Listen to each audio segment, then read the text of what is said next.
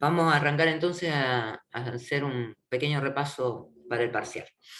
Eh, Capítulo base de datos relacionales, el primer capítulo que entra en el parcial. Como les decía, las preguntas están organizadas más o menos en función del índice que tienen de cada capítulo. Entonces, si vamos viendo, habla de conceptos básicos de un gestor de base de datos relacionales, ¿sí?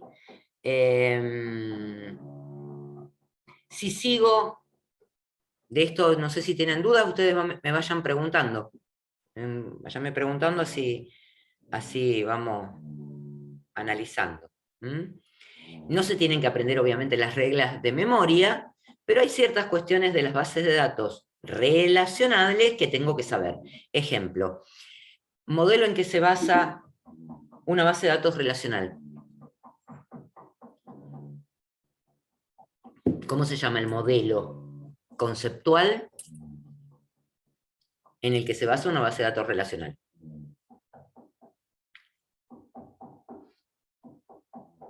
Tiene que contestarme. El modelo de entidad-relación. No, justamente ese es un error. Modelo entidad-relación es un modelo conceptual que me sirve para analizar las reglas de negocio y las reglas a las que están sometidas los datos. Pero cuando yo implemento en una base de datos relacional, ¿qué tengo que hacer? Convertir ese modelo entidad-relación ¿en qué? Está a la vista de todos.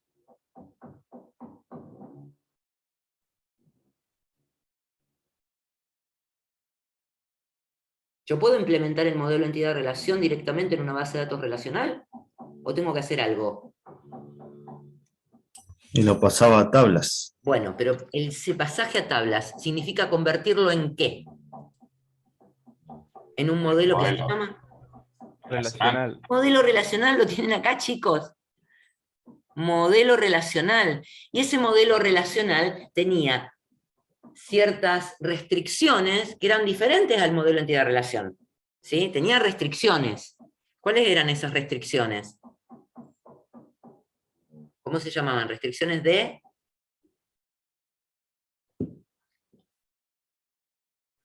¿Qué es lo que pretendemos con el modelo relacional? A ver.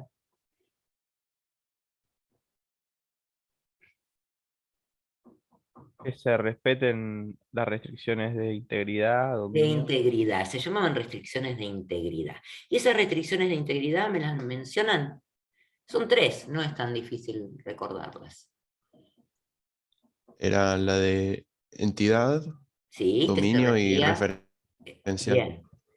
Entidad, dominio y referencial. La de entidad, ¿a qué se refería? A que cada entidad vaya a ser una tabla. ¿Y qué más? A la clave No, primaria. esa era la transformación a tabla. No nos confundamos con la transformación a tabla con las características de integridad del modelo relacional. Porque nosotros podíamos llegar al modelo relacional sin hacer el modelo entidad-relación, directamente haciendo análisis de dependencias funcionales, pasábamos al modelo relacional y no teníamos por qué hacer un modelo entidad-relación. ¿Sí? Entonces, las reglas de integridad pertenecen, en este caso, estamos hablando de las reglas de integridad del modelo relacional, que eran de entidad, dominio y referencial. Bien, la de entidad. En las tablas, ¿qué tiene que haber para que se cumpla la regla de integridad de entidad? Clave primaria. Una clave primaria. Esa clave primaria, ¿qué características tenía?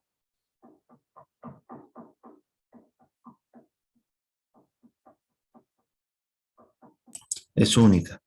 Es única. Bien, es única para toda la tabla. Entonces, cada registro, ¿sí?, tenía un valor único de esa clave primaria.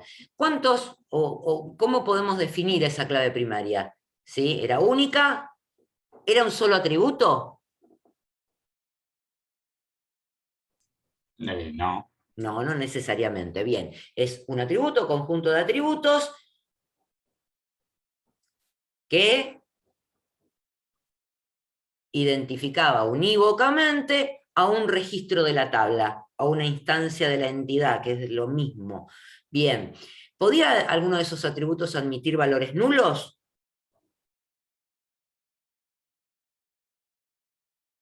Los atributos que conforman la clave primaria, ¿pueden admitir valores nulos? No. No, No. perfecto. Bien, con eso completamos la regla de integridad de entidad. De hecho, cuando nosotros definíamos una tabla, ¿sí?, en el gestor de la base de datos, y decíamos, esto conforma la clave primaria, automáticamente me decía, no admite valores nulos. ¿Está? Bueno, perfecto. Ya estamos con la regla de integridad de entidad. ¿La de dominio a qué se refería?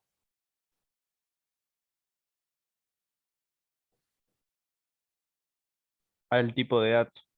Al tipo de datos de los atributos. ¿Qué tipo de datos había?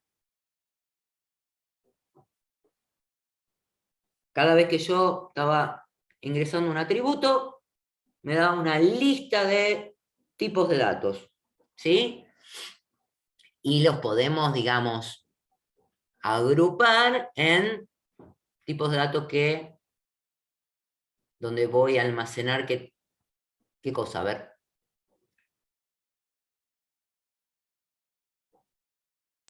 Y pueden ser fechas, números enteros, texto. Bien.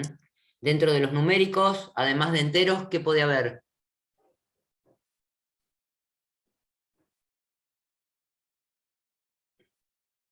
Números reales.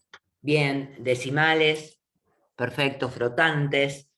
Ahí estamos. Teníamos tipo de dato carácter, digamos texto, tipo de datos fecha, tipo de datos numéricos, entre los que están enteros. También tenemos tipos de datos que me permiten almacenar objetos, un archivo PDF, por ejemplo, ¿sí?, que se llaman blob. Bueno, todos esos tipos de datos, ¿sí?, hacen a la integridad de dominio. ¿Cuándo se controla la integridad de dominio o la integridad de entidad?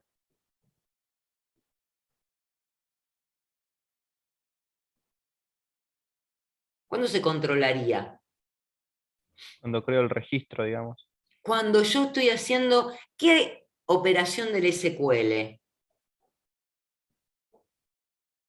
¿O qué operaciones del SQL?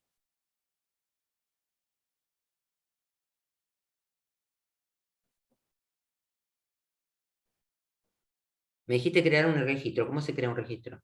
Sí, con create o No. Create es un comando del DDL que me sirve para crear la tabla. Yo estoy preguntando cuándo vamos a controlar la integridad o cuándo el gestor va a controlar la integridad del dominio. Un registro, ¿sí? ¿Cómo se crea? ¿Cuál es ¿cómo se llama? La sentencia del DML que se ejecuta.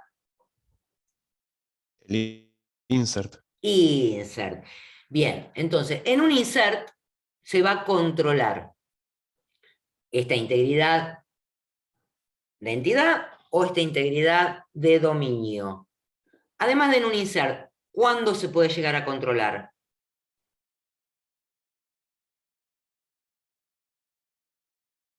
En un update. En un update, perfecto. En los momentos en que yo estoy haciendo alguna actividad con los datos, ¿sí? No en un delete, porque en un delete, ¿qué se podría llegar a controlar en un delete?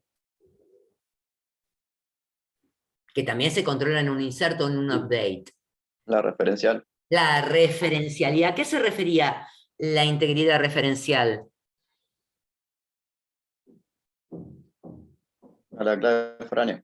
A la clave foránea, o sea, tener atributos, ¿sí?, que en un conjunto o un solo atributo hacen referencia a la clave primaria en otra tabla. Bien, si me da alguno de estos errores, ¿cómo se llaman? ¿Errores de qué tipo? ¿O fallos de qué tipo? de integridad. Fallos de integridad son fallos lógicos, ¿tá? Son fallos lógicos.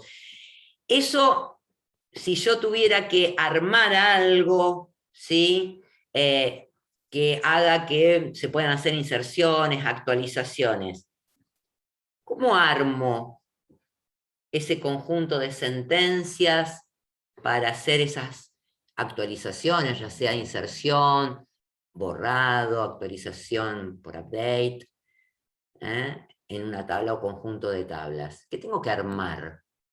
Una transacción. Una transacción. Si diera un fallo lógico, ¿qué hace la transacción? Aborta.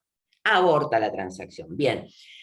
Tenía estado la transacción, ahora lo vamos a ver porque me fui un poquitito más adelante, pero para que vean que todos los conceptos tienen relación, ¿sí? Entonces, las preguntas que les vamos a hacer están todas relacionadas en estos capítulos.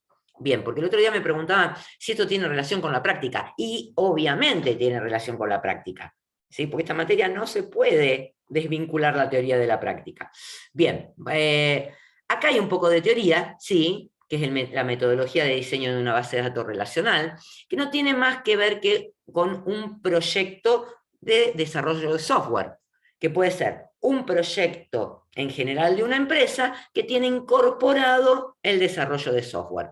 Si yo llevo adelante un proyecto, ¿sí? Quiero hacer un proyecto de desarrollo de software. ¿Qué es lo que primero tengo que hacer? Lo dice ahí, definir los requerimientos del sistema. Pero antes de definir los requerimientos del sistema, el proyecto, ¿qué necesita tener definido? Yo voy a encarar un proyecto, digo... El alcance. El alcance, antes del alcance.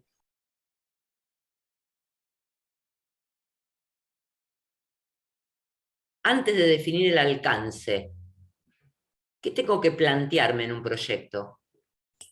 Un objetivo. Objetivos, exactamente. Primero me planteo objetivos. Quiero hacer un asado este fin de semana.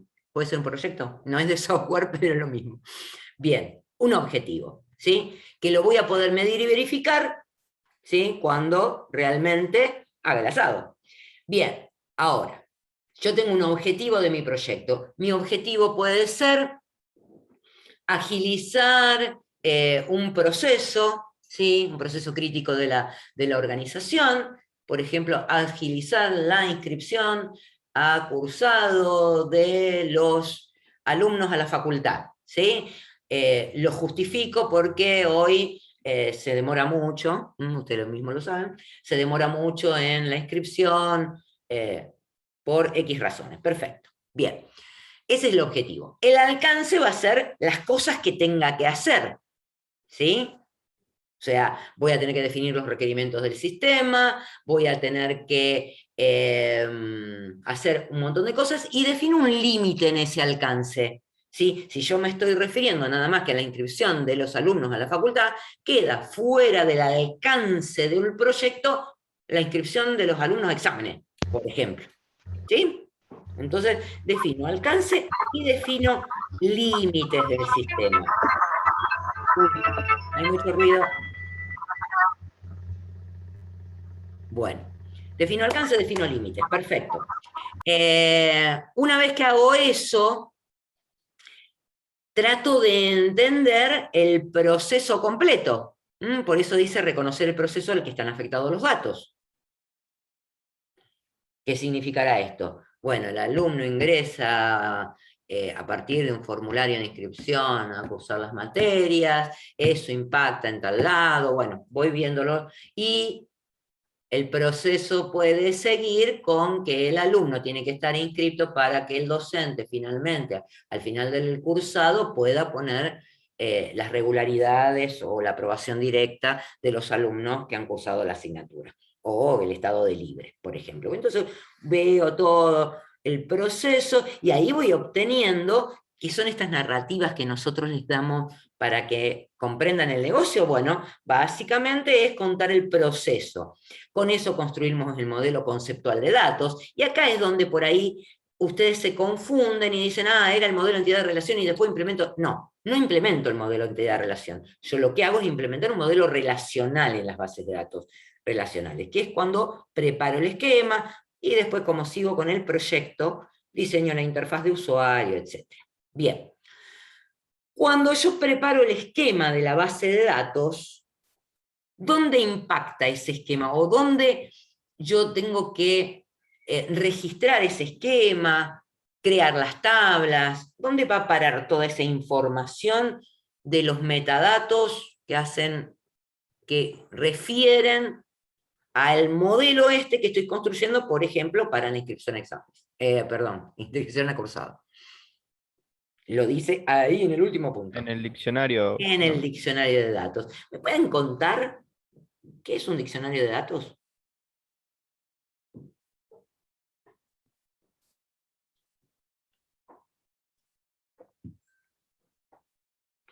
¿Dónde está el diccionario? Guardan, Vamos a empezar a pensar. ¿Dónde reside el diccionario de datos?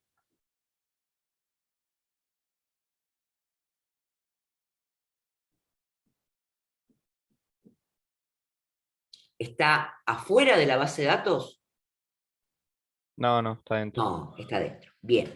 Es, digamos, algo que el gestor de base de datos tiene incorporado dentro de todas las bases de datos que hay, que son las operativas, las que utilizamos después con los modelos. ¿Qué formato tiene ese diccionario de datos? Si yo le tengo que especificar un modelo,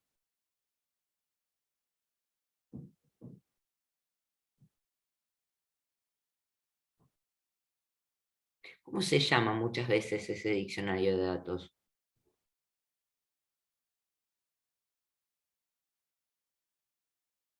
Lo deben haber nombrado muchas veces en práctica. Information Schema. ¿Sí? Se llama Information Schema. Se llama base de datos del sistema. ¿Sí? Entonces, ¿qué será ese diccionario de datos?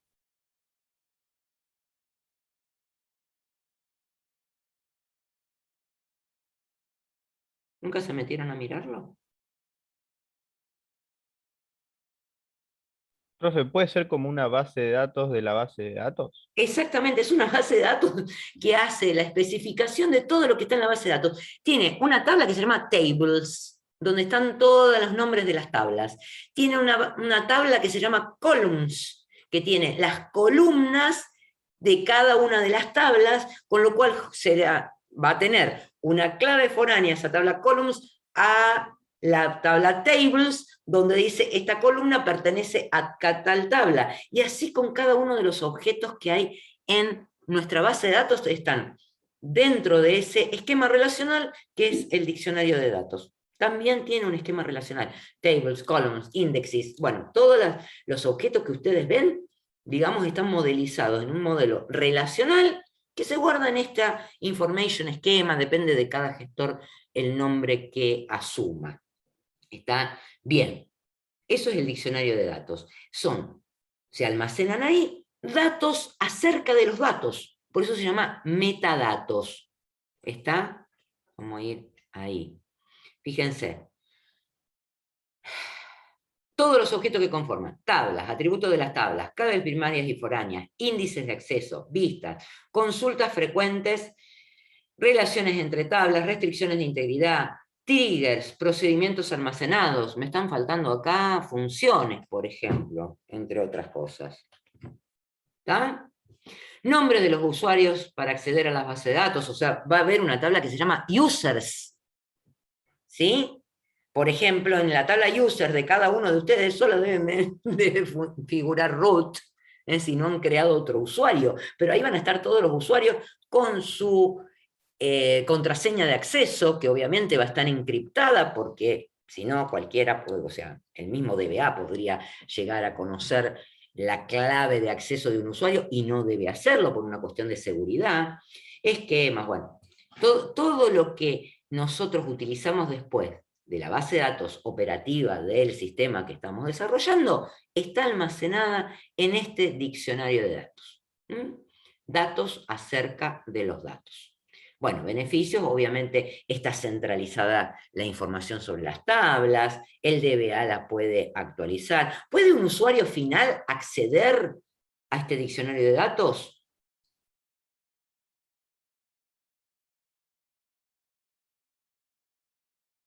¿Podría? No, no tendría. No tendría por qué. debería, no debería. Lo que pasa es que si nosotros, ¿cómo hacemos para desde una aplicación conectarnos a la base de datos? En una aplicación, me quiero conectar a la base de datos para consumir datos de esa base de datos. ¿Qué hago? Es lo mismo que hace el Workbench, ¿eh? Supongo que la aplicación tendría un usuario. La aplicación va a tener un usuario. ¿Vieron cuando ustedes acceden al Workbench? ¿Qué hacen? Lo primero que hacen. A lo mejor lo Sí, hacen tan nos rápido. conectamos. Se conectan. Entonces lo que hace cualquier aplicación, el Workbench no es nada más y nada menos que una aplicación, ¿sí? Que en función del usuario que se conectan, con el que se conectan, les muestra lo que ese usuario puede ver. En el caso del Workbench, nosotros nos conectamos como root, ¿sí? Como superusuario, porque queremos ver el esquema de la base de datos. Un usuario normal se conectaría con cualquier otra nombre de usuario con privilegios específicos que lo va a dejar acceder a lo mejor a hacer consultas y nada más, o consultas y actualizaciones, insert, update, ¿sí? Bien. Pero el tener centralizada esa información nos sirve. Nosotros hacemos una cadena de conexión para conectarnos a la base de datos. Esa cadena de conexión, cuando nosotros nos conectamos al Workbench, lo que hace es completar esa cadena de conexión. ¿Estamos? Entonces nos conectamos con una cadena de conexión. Un usuario cualquiera no podría, salvo que nos robe la información de esa cadena de conexión, por eso tiene que estar encriptada. Eso es uno de los problemas que después, más adelante, en otro capítulo, trabajamos con respecto a la seguridad de accesos. ¿Sí? Eso me estoy yendo desde este capítulo hasta el otro, porque todo tiene relación. Bien, entonces, tenemos el beneficio de que esté todo centralizado, ¿sí? Tenemos el significado de los datos ahí adentro. Bueno, habla de los usuarios. Podemos identificar redundancias a partir de leer, ¿sí? Cuáles son los datos que están. Bien. Me permite almacenar todo lo que tenga que ver con la seguridad de datos, ¿sí? Me permite garantizar la integridad. El control que hace el gestor es que existan el dominio de los atributos, ¿sí? Cuando estamos cargando, digamos, el diccionario de datos, el dominio de los atributos, que es lo que acabamos de decir, integridad de dominio, y la integridad de entidad. Me dice, si yo creo una tabla, me dice, señor, se está olvidando de definirle la clave primaria. Entonces, sí o sí me genera una. Si yo no la llego a definir en una tabla. Bien, pero la integridad referencial es algo que tenemos que definir nosotros, porque el gestor no se va a dar cuenta qué tabla está relacionada con qué tabla. Después la va a hacer respetar. Acuérdense que esa integridad referencial teníamos una pestañita, ¿sí? Como para definirla. Bien, y entre otras cosas se puede proporcionar información para las auditorías. Dice acá, ¿qué es una auditoría?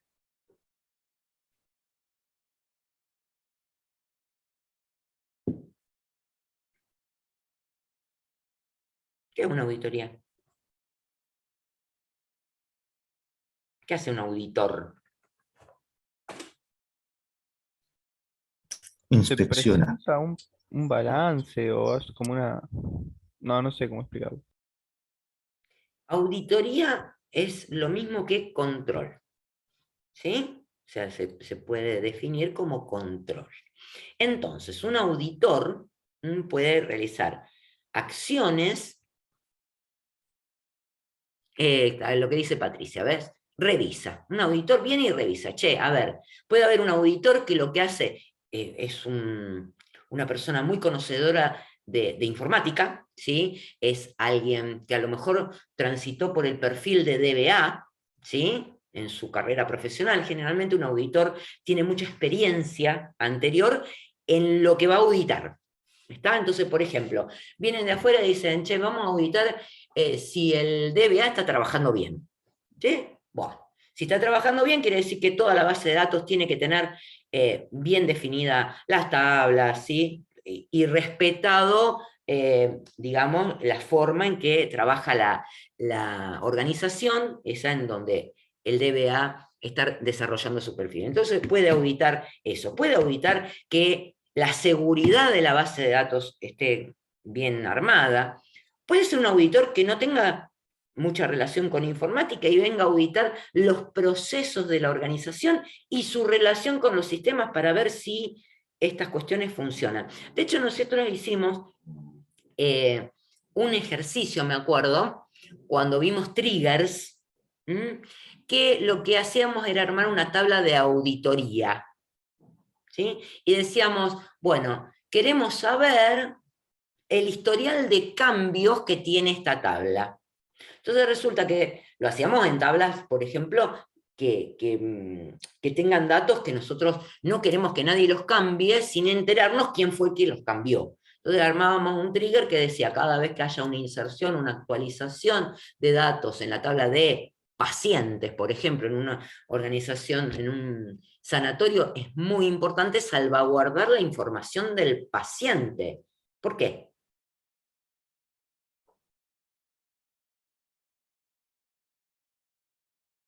¿Por qué?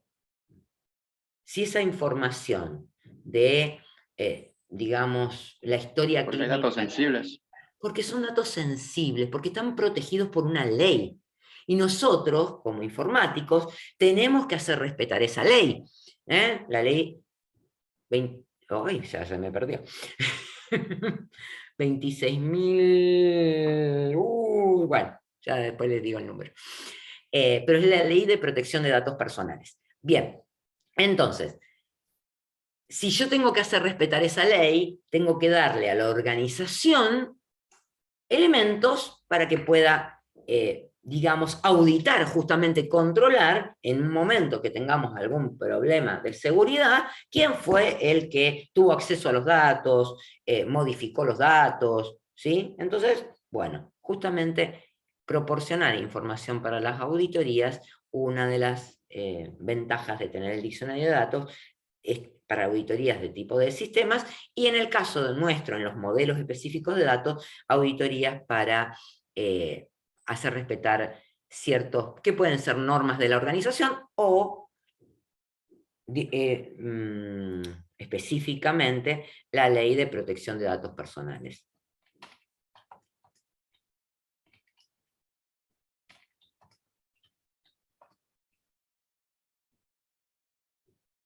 ...25.326, y no me podía acordar, así que la googleé. Bien, esto está lo bueno de tener Google a mano. Bueno, la digo todos los días el número de la ley, recién se me había armado una laguna. Ya está con ese capítulo, vamos con el siguiente. Este es el más largo.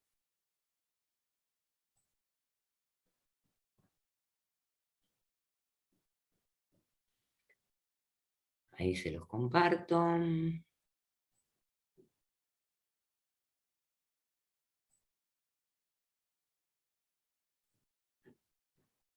Bien. No le voy a hacer preguntas sobre origen y devolución porque no sería muy necesario conocer el origen y la evolución, pero hay algo del origen y de la evolución que me interesa que recuerden. ¿En qué se basa el SQL? Estamos hablando de operaciones del modelo relacional, SQL, lenguaje de consulta estructurado, ¿no? Que era el siguiente capítulo.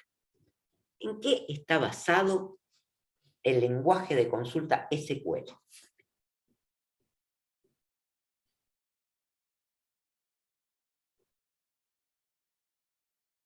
¿En qué otro lenguaje que vimos antes, que justamente se aplica a operaciones en el modelo relacional? El álgebra relacional. El álgebra relacional.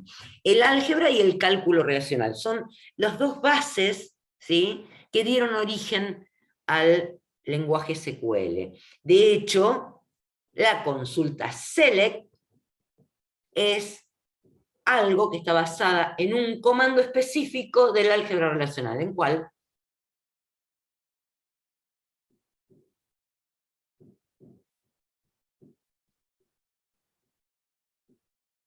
El select. Proyección.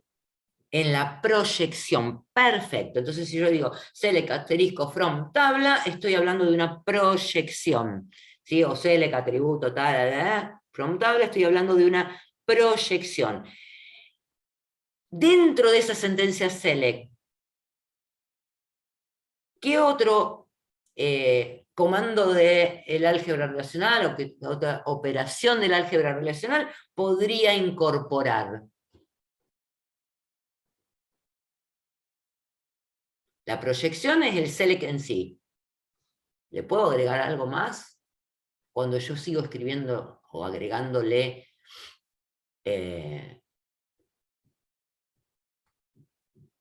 cláusulas a las sentencias select, esas cláusulas están basadas en algunos otros comandos del álgebra relacional o operaciones del álgebra relacional. Y el where estaría con la selección. El where estaría con la selección. Y después, ¿qué otro más podríamos decir? Y los joins para el producto. Exactamente. Las combinaciones serían el join, ¿sí? Y todas las combinaciones que vimos como operaciones del álgebra relacional. Bueno, vamos otra vez. Entonces está basado en el álgebra relacional. ¿Se acuerdan de los sublenguajes? Que acá aparece uno. ¿Cuáles eran?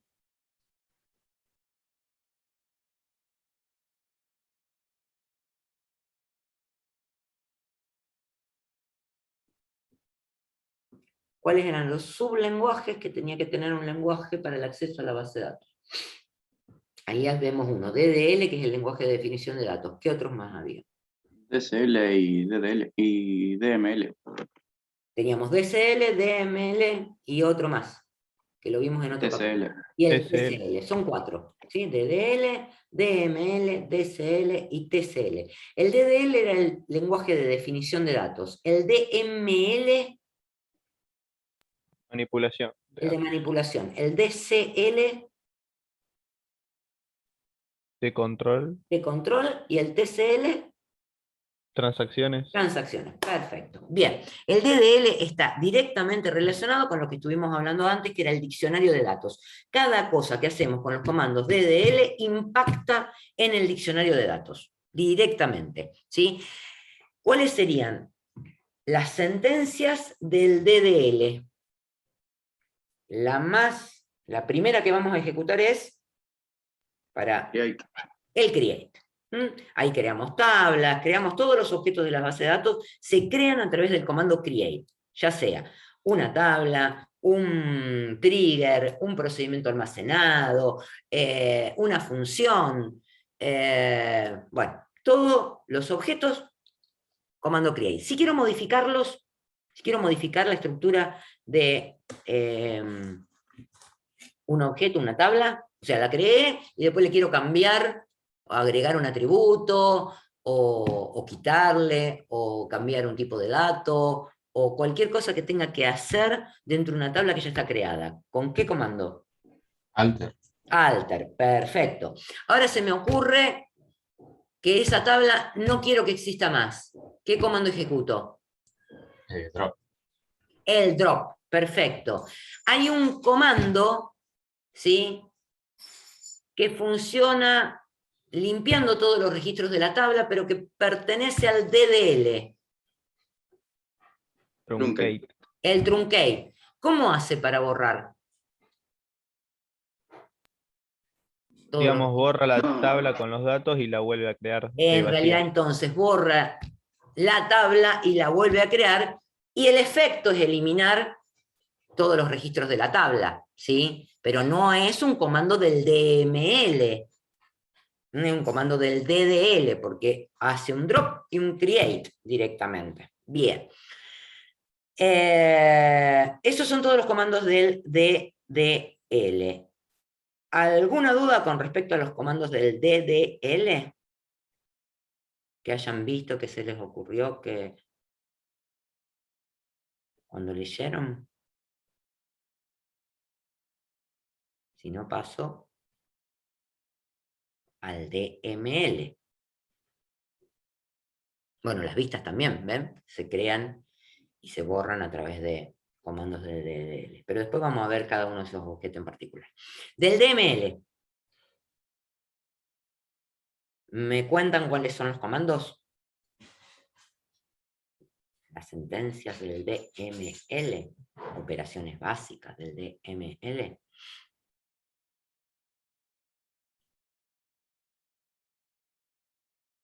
El select no es una de... El select, el que más vamos a utilizar es el select, bien, para consultas. Después, los nombramos hace un ratito, ¿eh? Insert, Insert, update y update delete. y delete. Listo. Ahí tenemos select, insert, update y delete. Perfecto. Esto ya, el select tiene muchísimas opciones, ¿sí? El insert, ¿cuántas opciones tiene? ¿Cómo hago inserciones en una tabla? De registros en una tabla.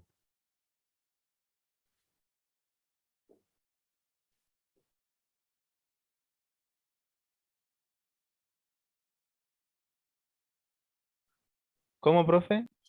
¿Qué formatos tiene la sentencia insert?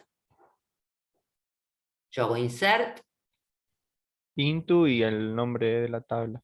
into, nombre de la tabla, y después, Se tienen que poner, especificar las columnas o creo que son opcionales, ¿no? bien, se pueden especificar las columnas. ¿Cuándo no las especifico?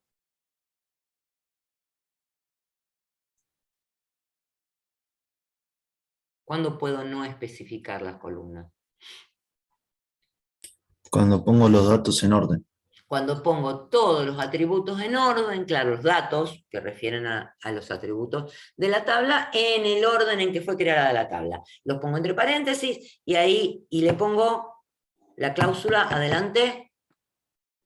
Value, digamos. Values, perfecto. Entonces pongo insert into nombre de tabla, puedo poner los atributos o no, dependiendo si después de values pongo todos los valores que voy a insertar dentro del registro, ordenados según cómo está creada la tabla. Esa es una forma. Y la otra forma del insert, On puede ser. La otra es especificar las columnas e ir poniendo por fila, ¿no? no. Con Ahí, una tabla no sería. ¿cómo? Con una A ver, tabla. una forma es ponerle yo los valores a mano. ¿Sí? Entonces, pongo el paréntesis, quiero insertar uno como clave primaria, bueno, y así todos los valores. Subselect. Exactamente, utilizo un select para poblar, digamos, de registros una tabla en función de recuperar registros de otra tabla. En ese caso pongo insert into nombre de tabla, puedo poner los atributos y directamente pongo el select. ¿Sí? Esas son las dos formas.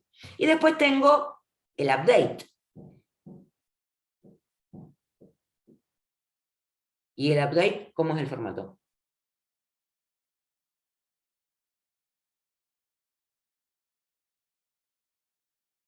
Update. ¿Qué sigue? El nombre de la tabla. El nombre de la tabla. ¿Qué más? La modificación. Set y la modificación que quiero hacer. Y si lo ejecuto así, ¿qué pasa? Se actualizarían todos los registros. Se actualizarían todos los registros de la tabla. Puede que quiera hacer eso, pero en general, tanto el update como el delete llevan Un web. una cláusula where, exacto, para darle una condición de dónde quiero hacer la actualización en el caso de update, y para darle una condición al delete de qué registros quiero borrar. Delete from, nombre de tabla, where, porque si digo delete from nombre de tabla, borro todos los registros. Bien, tanto insert, update o delete, ¿sí?, van dentro de una transacción, eso no lo olviden nunca, ¿ya?, que es comando TCL, la transacción se arma con comandos del TCL, que lo vamos a ver después dentro de un ratito. Bien, hasta ahí DML.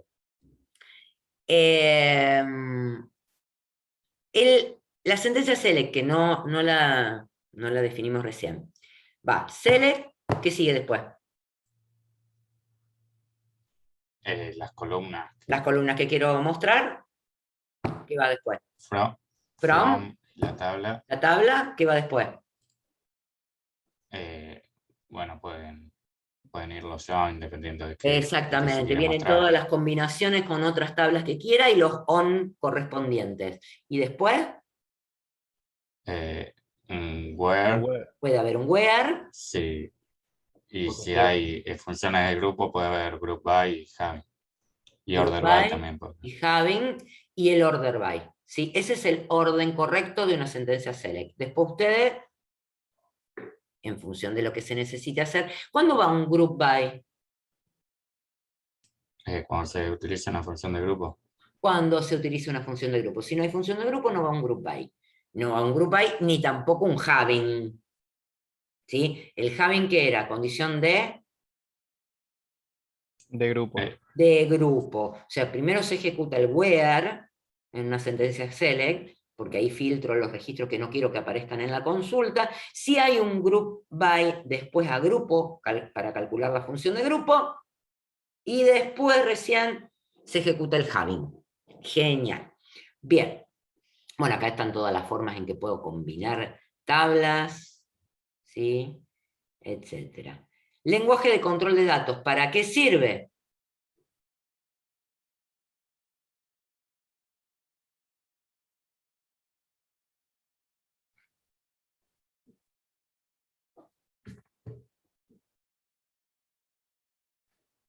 ¿Para qué sirve?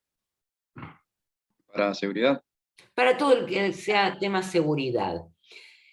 Seguridad, en realidad recién estuvimos hablando de seguridad, las condiciones de integridad o las restricciones de integridad tenían que ver con la seguridad de datos. En el caso del control de datos, ¿sí? ¿A qué refieren? A la seguridad de accesos, ¿sí? Por eso tengo que definir usuarios y que autorizarle o denegarle privilegios para su acceso, ¿sí? Bien. Con el comando create, creo usuarios, create user, bla, bla, bla, bla. Bien, eso ya dijimos, hay una tabla users en el diccionario de datos, irá a parar ahí. Bien. ¿Cómo autorizo? Sí, DSL entonces se refiere a la seguridad de accesos. sí, Ok.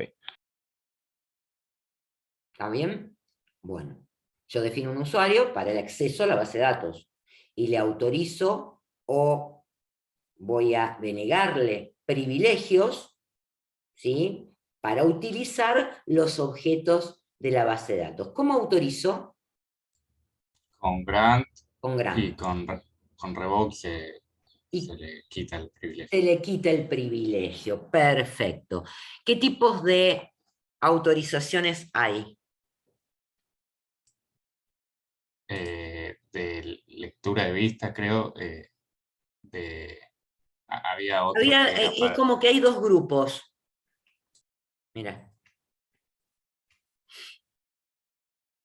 Ah, no, pero en realidad lo referenciamos a esto en el capítulo de seguridad y calidad. Ahora lo vemos en un ratito, ¿sí? Porque había mecanismos discrecionales y obligatorios. ¿Eh? Acuérdense de eso. Ahora lo vemos igualmente cuando veamos seguridad y calidad. Bien, y el lenguaje de control de transacciones, que es el TCL, ¿sí? ¿Cuáles eran las cláusulas, comandos, sentencias que se utilizaban? Commit y otra más que era para cancelar. Rollback. ¿Con qué inicio una transacción? Porque yo tenía Con que set. encerrar la Set. transacción. ¿Con? ¿Con set? No. Tenía incorporada la palabra transaction. Start transaction. Eso en MySQL. Pero también podía haber un begin transaction o un begin, ¿sí? Algo que marque el inicio de la transacción. Necesito marcar acá, o decirle al gestor, acá empieza la transacción. ¿Y dónde termina? Recién lo dijeron. ¿Con qué termino? En el commit o en el Commit. rollback. No. Con el El rollback. rollback sí, no lo sí, tengo sí, que sí. mencionar. Yo no sé por qué se les mete en la cabeza que tienen que poner rollback. Start transaction y commit, eso es el límite de la transacción. El rollback es implícito cuando ocurre ¿qué? O sea, se ejecuta automáticamente, sin escribirlo. Cuando ocurre Y ¿qué? falla la transacción, digamos. Cuando falla la transacción. Que recién mencionamos fallos de la transacción. ¿Sí? ¿Por qué? Porque dijimos, cuando controla la integridad de entidad y tiene un problema en la clave primaria, hay un fallo. Lógico. Cuando controla la integridad de dominio y metí un error al decirle que un dato, digamos, está definido como numérico y envíe un dato texto, ¿sí? Me va a dar un error de integridad de dominio, ¿sí? Error, fallo. Dentro de una transacción, ¿sí? O un error de integridad referencial, ¿sí? Puse una clave foránea que no existe en la tabla donde está la clave primaria, ¿bien? La tabla que está relacionada. Son todos fallos lógicos que hacen que automáticamente la transacción falle, ¿sí? Y se desande, que sería el rollback. ¿Para qué usamos nosotros el rollback? Para probar, ¿sí? Decimos, pintamos, digamos, desde el start transaction hasta la última sentencia, la ejecutamos, miramos cómo están los datos, decimos, uy, no, hay que hacer otra cosa. Entonces pintamos el rollback y hacemos que explícito el rollback. ¿Sí? Podríamos, si tuviéramos, si trabajáramos con más opciones dentro del lenguaje que existen, podríamos escribirlo dentro de la transacción y hacer un rollback si pasa alguna condición que estemos evaluando. Pero nunca va un rollback antes de un commit porque nunca se va a confirmar la transacción. Y después del commit no tendría sentido porque ya hice el commit. ¿Sí? El rollback no lo necesito para armar una transacción. Bien, entonces, dentro del lenguaje de control de transacciones están el start transaction, el commit. Existe el rollback, ¿sí? Pero en una transacción simple, que no tenga bucles condicionales dentro, no vamos a usar el rollback. ¿Estamos? ¿Y el set, profe, que estaba en El, el apunte? El set. set. Ah, bueno, pero eso justamente lo íbamos a ver dentro de transacciones. El set transaction isolation level. Después lo miramos bien. Pero lo vemos en el capítulo de seguridad y calidad, que ahí es donde básicamente se enuncian todas las cuestiones que tienen que ver con las transacciones. Ahora lo vemos. Bien, de este capítulo ya repasamos todo. Déjenme ver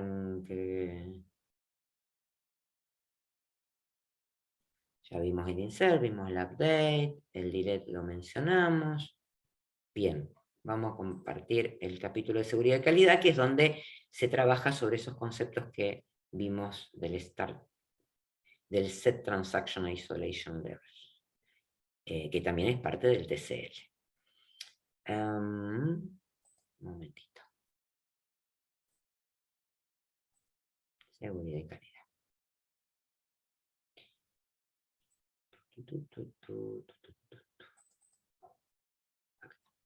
Ahí comparto.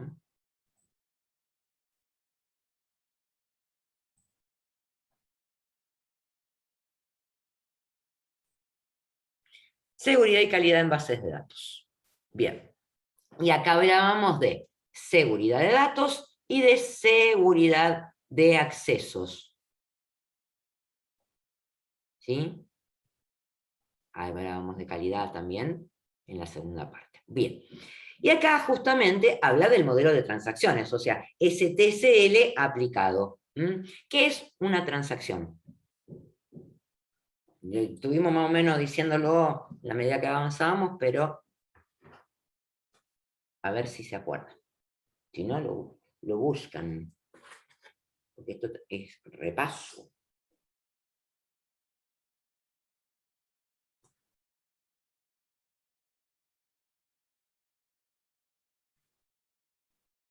¿Qué es una transacción?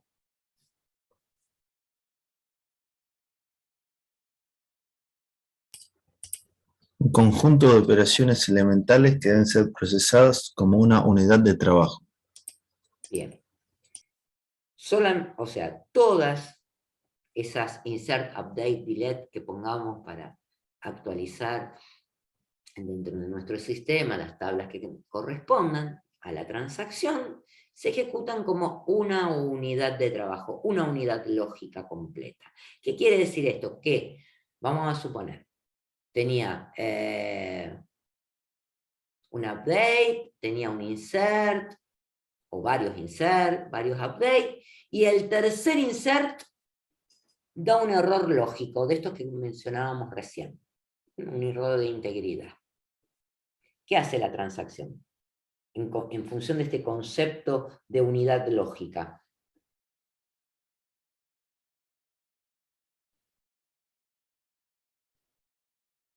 Borra todo lo que había hecho. Claro, desanda todo lo que había hecho. ¿Sí? Se había hecho un update, no me gusta usar la palabra borra porque no borra, digamos, lo que tiene que hacer es deshacer el efecto de todas las sentencias anteriores que se ejecutaron. ¿Sí? ¿Y cómo es posible que haga esto? ¿Cómo ¿No puede estaría en hacer? memoria? ¿Eh? ¿No estaría en memoria?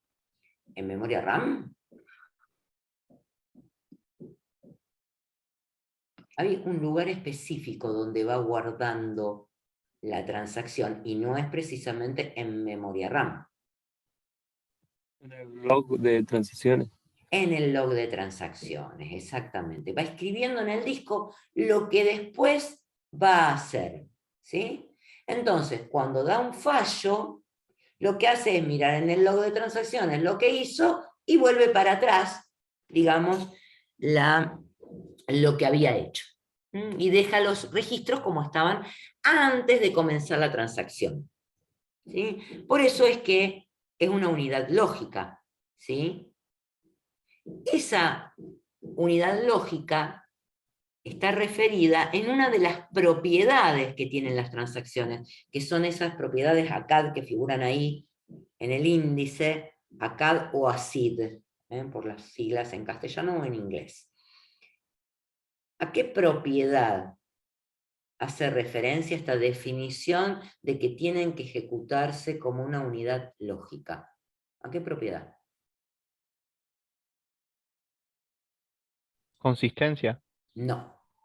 Atomicidad. Atomicidad, la primera propiedad. A la propiedad de atomicidad. Tiene que ser atómico. Uno solo. ¿Está? Entonces, esto de que yo tengo que marcar el inicio y el fin de transacción es justamente para indicarle al gestor, mirá, todas estas sentencias, insert, update, delete y todo lo que haya hecho dentro de la transacción, es la unidad lógica de trabajo que tenés que ejecutar toda junta. Si hay algún error, la tenés que desandar. Hablamos de errores, de fallos lógicos, tiene un error en la transacción, se está ejecutando la transacción, vuelve para atrás, lo miran en la bitácora. Pero si el error es un error físico, o sea, se está ejecutando la transacción, ¿y qué puede pasar para que se dé un fallo físico? El más fácil.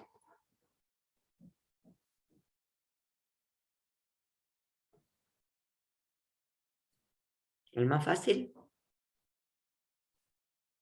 Del error Un fallo físico. físico. El hardware podría ser. No, el más fácil. No rompamos la computadora. Se corta la luz.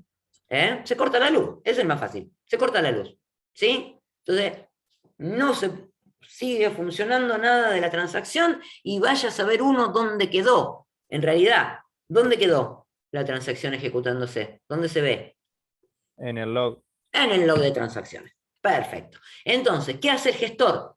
Cuando se recupera por esta propiedad de atomicidad, va y analiza qué transacciones le quedaron abiertas. ¿Sí? Y una de las modalidades es decir, bueno, estas que me quedaron abiertas, vuelvo hacia atrás, las deshago, a las transacciones, ¿sí? Y dejo todo como estaba antes de empezar las transacciones. Entonces uno le tiene que avisar al usuario, che, fíjate si se cortó la luz, obviamente en el servidor donde se están procesando esas transacciones, uno le dice, revisa que todas tus transacciones, digamos, hayan sido actualizadas. Bien, esa es la propiedad de atomicidad. La propiedad de la que dice C, ¿a qué refiere? A la consistencia. ¿Sí? ¿Qué quiere decir esto? Ahí ya tengo que fijarme qué está haciendo la transacción. ¿Sí? Las reglas de integridad me pueden ayudar, pero la consistencia se refiere al modelo de negocio que estoy hablando. Si yo estoy haciendo una transacción que actualiza comprobantes, saldos de stock, movimientos de la cuenta corriente del cliente que hizo la compra, etcétera, etcétera, obviamente tienen que estar todas esas sentencias identificadas dentro de la transacción. La siguiente A refiere a aislamiento, y ahí está lo de estas sentencias que teníamos que utilizar para el aislamiento de la base de datos. Bien, porque podían ocasionarse problemas de aislamiento. ¿Qué significa? O sea, ¿qué es lo que previene el aislamiento? ¿En qué tendría que pensar para que yo tener que ejecutar estas cuestiones con respecto al aislamiento?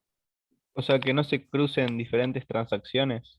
Bien, porque lo que hay es concurrencia en las bases de datos. Hay mucha concurrencia. Imagínense que si yo le sacara una foto en este momento a la base de datos del Banco Nación, y les digo eso porque son 10 y 10, ¿sí? Ya abrió el banco, y obviamente no necesariamente tiene que abrir porque tenemos transacciones online, ¿sí? Imagínense que yo le sacara una foto. ¿Cuántos usuarios pueden estar trabajando en este momento con la base de datos del Banco Nación? Muchísimo. Muchas, ¿no?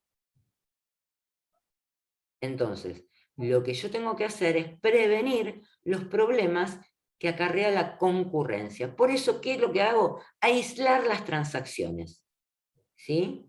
Y tenía varias formas de aislar las transacciones. ¿Cuáles eran? Para que no ocurrieran los problemas.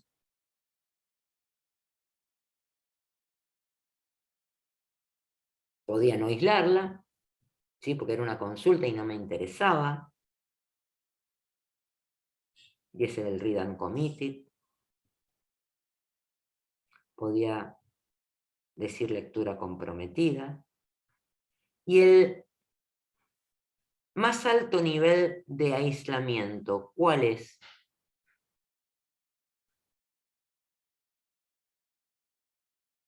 Que las transacciones se ejecuten como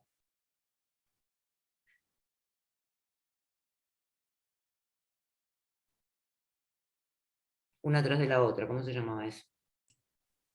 De forma secuencial. De forma secuencial, y la palabrita era serializable. ¿Sí? Ese es el más alto nivel de aislamiento. Eso previene cualquier tipo de error. ¿Por qué? Porque cada vez que entra una transacción se ejecuta. Hasta que no se ejecuta, nadie puede tocar los objetos que están involucrados, ya, registros, tablas que estén involucrados dentro de la transacción. ¿Sí? Bien, cada una de esas tenía propiedades, y una de las cuestiones más importantes de las transacciones es el estado de las transacciones, que las tenemos acá. Cuando se ejecuta la transaction, la transacción se dice que está activa. Los fallos, generalmente los fallos lógicos, se dan en la medida que la transacción está activa y se están escribiendo los registros en ese log de transacciones, ¿sí? Cuando se terminan de escribir en el log de transacciones, se dice que está parcialmente comprometida. Pero si no se terminaron de escribir en el log de transacciones, podría ser que ese fallo lógico que figura acá pase la transacción a fallida. Entonces, Eso que decíamos, de que se están recuperando todas las cosas que se hicieron, leyéndolo del archivo del log de transacciones, ¿sí? Todo eso se ejecuta acá, que sería ese rollback, que es implícito, porque no lo escribimos nosotros, ¿sí? Y se aborta la transacción. Ahora, ¿Sí? una vez que está parcialmente comprometida, o sea que se están escribiendo esos registros, puede haber un fallo físico, que estamos en la misma cuestión. Llegamos a fallida, se lee, se hace el rollback, o sea, llegó parcialmente comprometida porque no encontró ningún fallo lógico en el camino, ¿tá? Pero puede haber un fallo, de estos que decíamos, fallo físico, llega fallida. Se hace un rollback, se aborta. Ahora, si todo está bien, del registro de bitácora o de log de transacciones, se van escribiendo específicamente a la base de datos hasta que llega al commit y esa transacción está comprometida o confirmada, que serían los posibles estados finales de la transacción, abortada o comprometida o confirmada. ¿Se entiende más o menos eso cómo funciona? ¿Alguna duda acá? No, de mi parte no. Bueno, vamos que quiero llegar al final de la clase habiendo por lo menos visto todo esto. Seguridad de acceso, recién vimos algo, ¿sí? Nos faltaba ver los mecanismos de seguridad, que acá hablábamos de mecanismos discrecionales y obligatorios, ¿sí? Los obligatorios son directamente los que se asignan niveles de seguridad, ¿sí? Específicamente a toda la base de datos, digamos, a nivel de relación. Bien, y yo puedo conceder privilegios específicos a cada usuario, ¿sí? O revocarle privilegios específicos a cada usuario. Si yo asigno a todos en forma obligatoria quienes pueden acceder, después le puedo revocar privilegios a alguno. Eso no lo puedo hacer si no definir cuentas de usuario. Y obviamente las contraseñas asociadas. Bien. Luego, ¿qué tenemos por acá? Bueno, cómo se implementa el control de accesos. ¿Sí?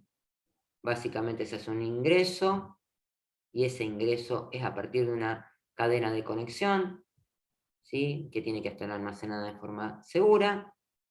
Una vez dentro, ¿sí?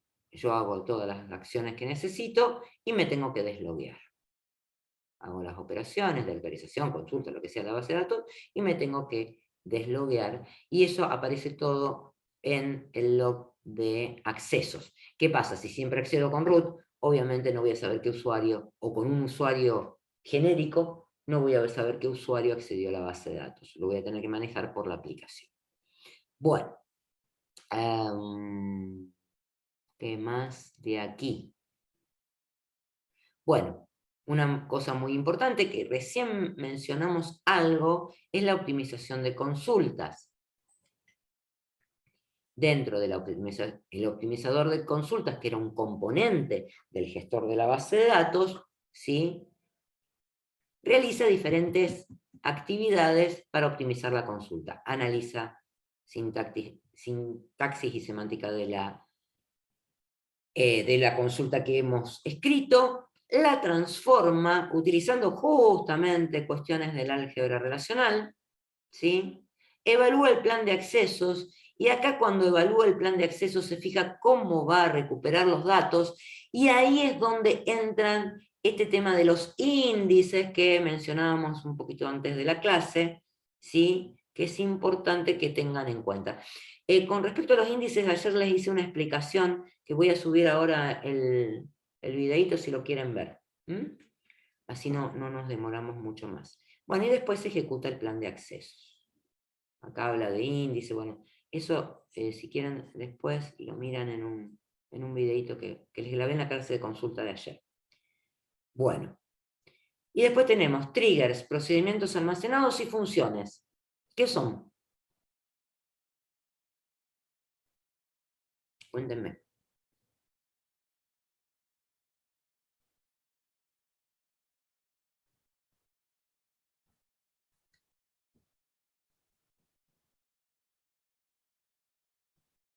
¿Qué tienen de particularidad?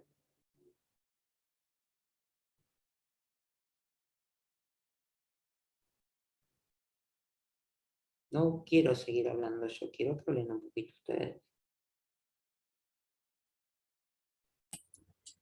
Sería un conjunto de códigos que guardo para ejecutarlo luego. Exactamente. Es código que se almacena en la base de datos que después lo tengo que ejecutar. Diferencias. Procedimientos almacenados y funciones los tengo que invocar. ¿Cómo invoco un procedimiento almacenado? ¿Qué escribo desde el lenguaje de aplicación?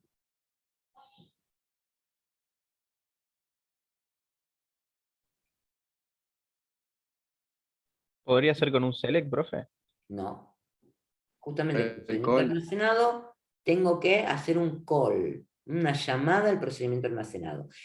La función, sí, la función va dentro de un select. Y yo pongo el nombre de la función, mando los parámetros que tiene esa función, y la función me devuelve un valor. El procedimiento almacenado lo tengo que llamar a partir de una sentencia call, mandándole los parámetros, y puede devolver muchos parámetros de salida, a diferencia del procedimiento almacenado. El trigger no lo tengo que llamar porque se ejecuta solo. ¿Cómo se ejecuta? ¿Cómo es que se ejecuta solo, así, tan fácil? Cuando se cumple la condición que había definido. Y a ver, un poquito más. El trigger, ¿a quién está asociado? A un evento. No. Cuando yo Una tabla. a una tabla. El trigger está asociado a una tabla y se ejecuta ante un evento en la tabla que está asociado. ¿Sí? Bien. Ese evento, ¿a qué refiere?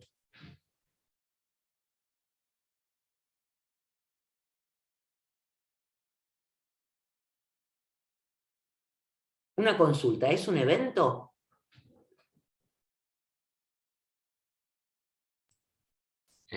No. No. Bien. Una condición. No. ¿Qué condición? ¿Algún evento? Consulta no Sería es evento. una actualización de... Puede ser un insert, un update o un delete. De hecho, fíjense que cuando yo registro ese trigger asociado a la tabla, le digo, ahí está la condición. La condición puede ser antes o después de insertar, actualizar o borrar. ¿Sí? Insert, update o delete. O sea, los eventos son eventos de inserción, de actualización, update, o de borrado, delete. En esa tabla a la que está asociado el trigger. ¿Está? Las condiciones antes o después de hacer, digamos, de que se esté ejecutando ese insert, update o delete, y adentro pongo el código que se va a ejecutar. ¿Estamos? Entonces, el trigger está asociado a una tabla, no se ejecuta ante una llamada del programador, del programa de aplicación, sino que se ejecuta ante un evento en esa tabla, que puede ser un insert, un update o un delete, no una consulta. Una consulta no es un evento, no es algo considerado un evento. Y eso puede generar las tablas de auditoría, estas que decíamos, actualizar valores en otras tablas, en la misma tabla en la que está asociado a hacer alguna modificación de datos, o sea, yo pongo código dentro de esas.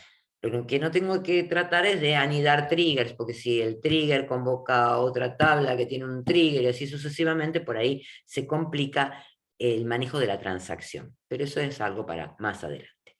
Bueno, estamos con esta. Vamos a el último capítulo que entra, que es el capítulo de arquitecturas.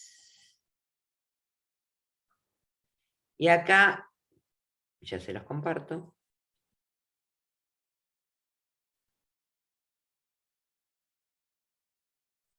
Vimos 3 arquitecturas.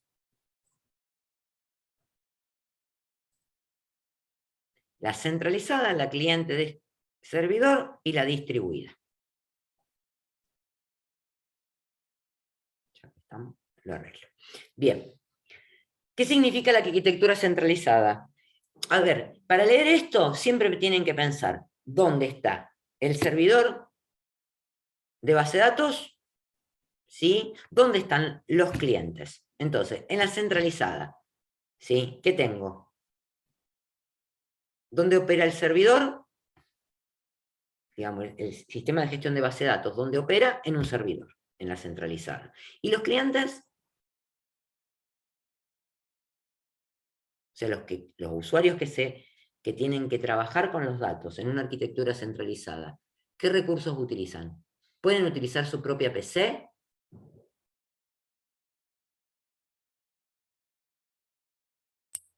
No, tendrían terminales. Tendrían terminales. Si utilizan su propia PC, porque hoy en día no hay mucho uso de terminales no inteligentes, bien, lo que hacen es utilizar un emulador de terminal, ¿sí? O sea que en definitiva están utilizando los recursos del servidor, ¿sí? Y ahí tenemos cuestiones con respecto a la seguridad que están manejadas dentro del servidor, ¿sí? Cuestiones de interfaz, y obviamente voy a tener que dimensionar la infraestructura para que acepte la cantidad de usuarios que necesite para trabajar, ¿bien? Pero todo se hace en el servidor. En la arquitectura cliente-servidor, ya ahí tengo diferenciado. ¿Dónde reside el sistema de gestión de base de datos?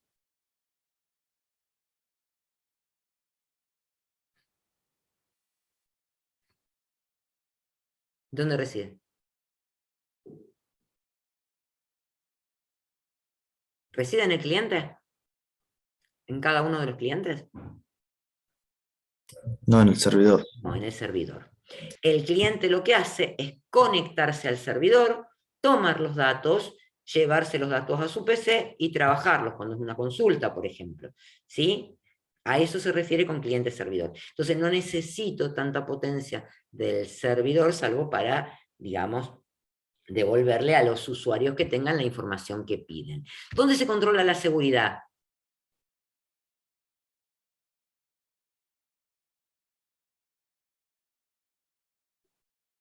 ¿En el cliente o en el servidor?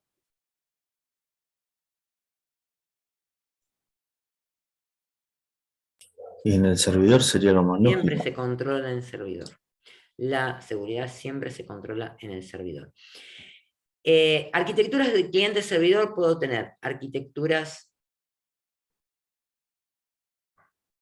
de solo servidor y cliente, ¿sí? O arquitecturas de 3 niveles, donde las aplicaciones residen en un servidor de transacciones. Arquitecturas que son de 2 capas o de 3 capas. Bien. Después hay que analizar dónde se procesan los triggers, cómo se hace el control de procesamiento concurrente, eso véanlo.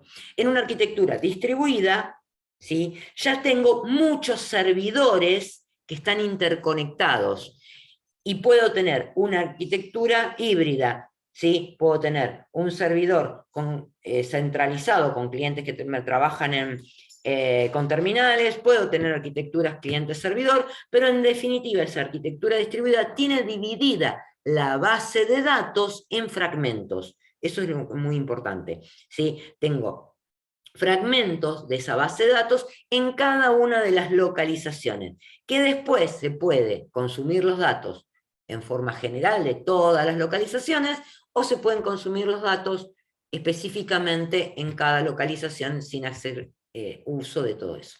Muy importante, esta arquitectura tiene réplicas en todos lados para mejorar el acceso, ¿sí?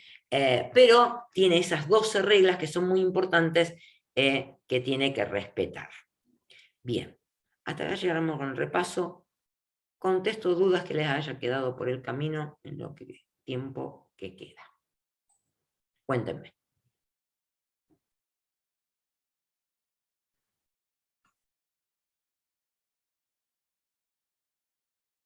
¿Tienen alguna duda? Va a ser un formato similar al primer parcial de teoría, digamos, 20 preguntas Sí. en una hora. Si no estuviste al principio de la charla, No, sí, me conecté un poquito más tarde. por eso, la actividad está ya cargada en el campus y ahí explica.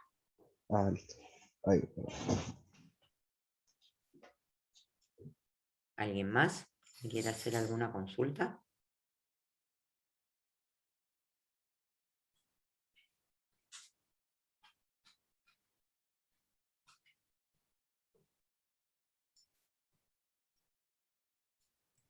Profe, el parcial lo habilitan a las 7 y Se habilita metemos- solo el campus, lo habilita. Bien, bien, bien, bien. Tienen que conectarse ustedes porque no necesitan estar conectados. Claro, claro, por eso. Bien, bien. Gracias. No hay por qué.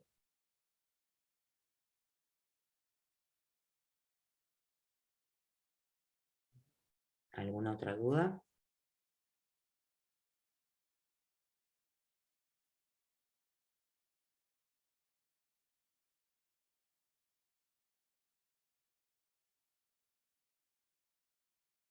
Bueno, si no tienen más dudas, dejamos acá. Muy bueno, sigan repasando todo lo que necesiten y mucha suerte esta noche en el parcial. Profe, Bueno, profe. ¿puedes subir ahora esta clase y la Y de sí, lo que pasa es índice? que tarda un rato en convertirse.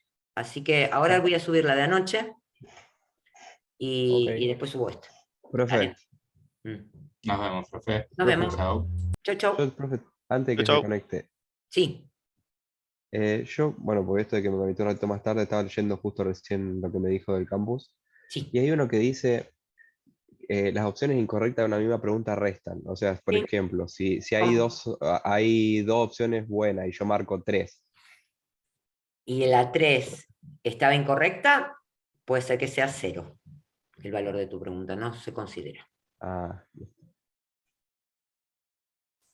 Ah, Y eso si no. marcas muchas más incorrectas, podés llegar a negativo. Listo, listo. Vamos. Bien. ¿Hay muchas preguntas tramposas, profe? No. Yo no escribo nunca preguntas tramposas. El parcial pasado estaba medio, o sea, selecciones cuáles no corresponden y como Ah, que medio bueno, dice, bueno. Si a eso vos se le complica ahí. llamás, si a Como eso una vos le doble llamás negación. trampa, puede llegar a Claro, haber alguna que te en diga. algunas te decían que no corresponden y después te volvía a poner que no y era como Era como, medio complicado. no Bueno, creo que en seleccione este las que parcial no no hay ninguna corresponden así, o algo ¿eh? así. Creo que en este parcial dice solamente marque las correctas. Ah, listo. Profe, y si son dos correctas y se marca una sola, ¿no? Y no se marcaron incorrectas. Sumás la parte Se de las suman, correctas. no te restan. Bien, No, no. bien, bien. Ah, listo. Bueno, ¿Listo? No, profe. Bueno, Nos Bueno, vemos. profe, chao. nos Chao, vemos. gracias. Chau, chau. Profe.